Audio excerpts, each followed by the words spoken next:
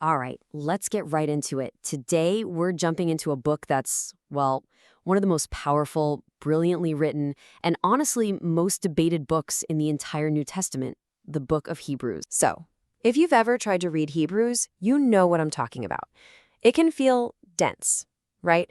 It's just packed with this super deep theology, these complex arguments, and all these Old Testament references that can make your head spin. It definitely has this reputation for being a real puzzle. But what if all of that complexity, what if it all serves one single laser-focused purpose? What if this entire book is really just designed to answer one critical question for a group of people who are right at their breaking point? That's it. See, at its core, Hebrews isn't some dry theological textbook. No way.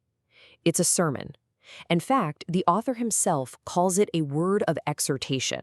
Think of it like a passionate, urgent message meant to lift up and strengthen a community that was really starting to lose hope. So to really get what's going on, we have to dig into the context. I mean, who was this sermon for? And why was it so urgent? Let's start peeling back those layers. Okay, the first question everybody asks is, so who wrote Hebrews? For a long time, people thought it was the Apostle Paul. But honestly, the writing style, the vocabulary, it's just completely different. This is some of the most polished, eloquent Greek you'll find anywhere in the New Testament. And, this isn't some new mystery. We're talking way back in the 3rd century. The church father Origen basically threw his hands up and said, look, only God really knows. And that anonymity is actually the point. The author is intentionally stepping back so that all the focus is on the message itself, not on the messenger. So who was listening to this sermon? Well, it was for a very specific crowd, Jewish Christians.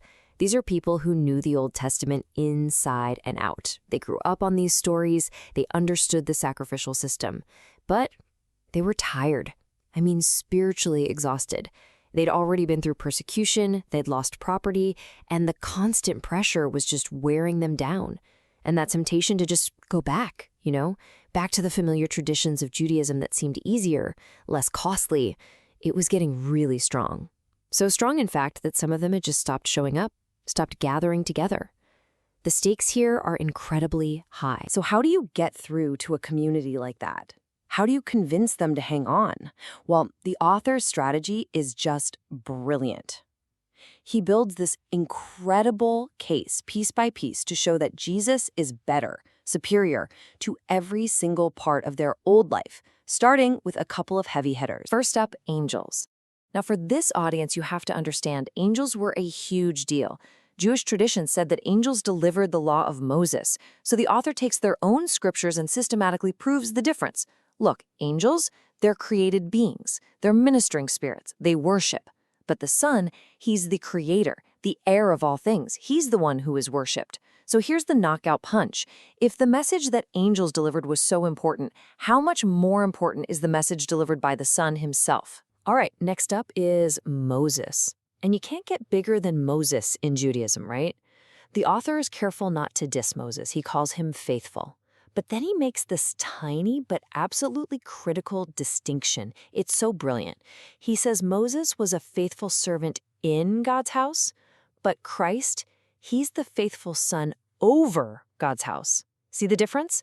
Moses is a part of the house, a trusted manager. But Jesus, he's the one who built the house. He's not just in the building. He's the architect. And all of this leads us right to the theological heart of the book.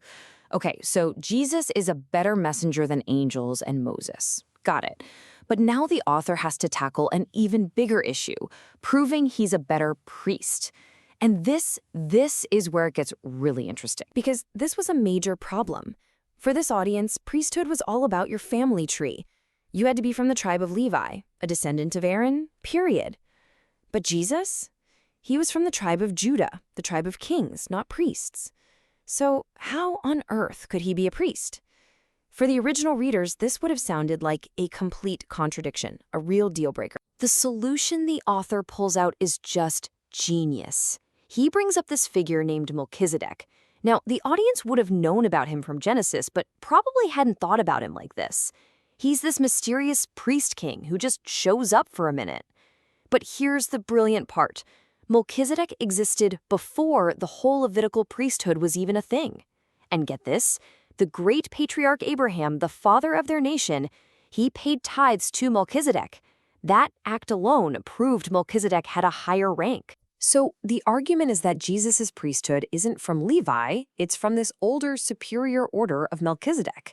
And it's better in every single way. The old priesthood?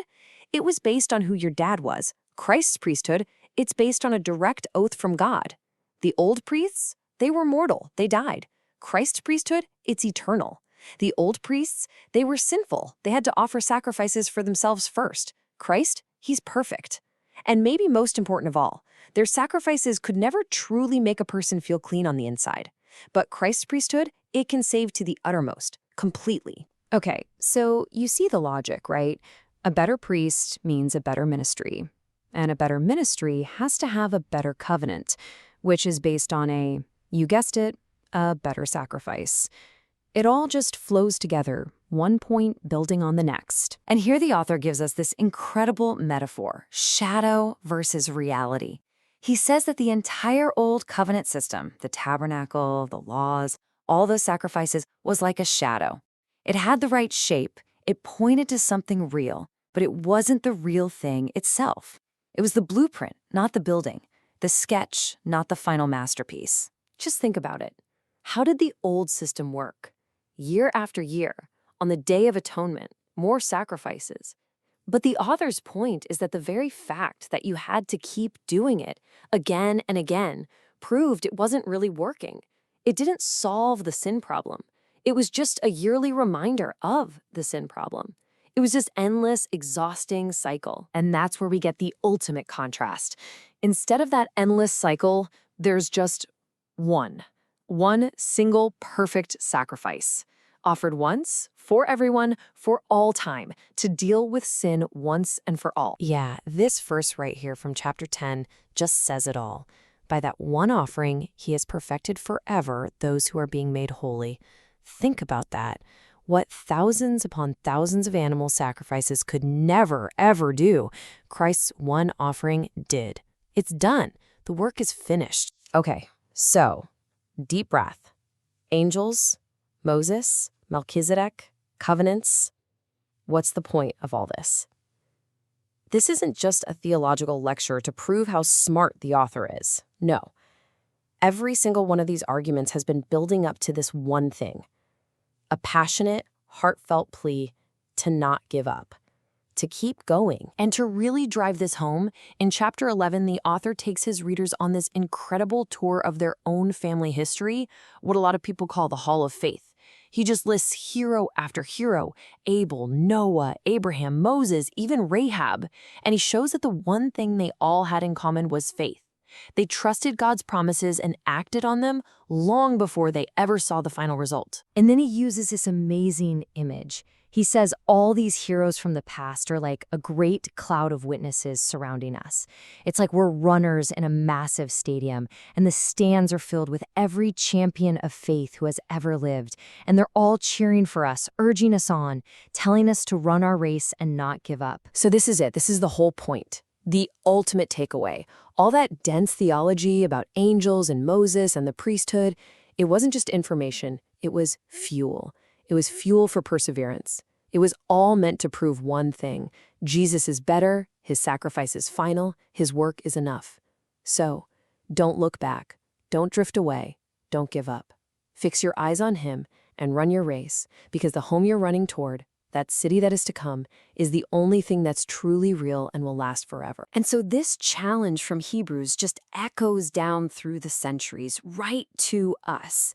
It forces us to ask ourselves, if this is all true, if we really are part of this epic story with a great cloud of witnesses cheering us on, what does it mean for us to run with patience? What does that kind of endurance, with our eyes fixed on a better reality, actually look like in our lives today?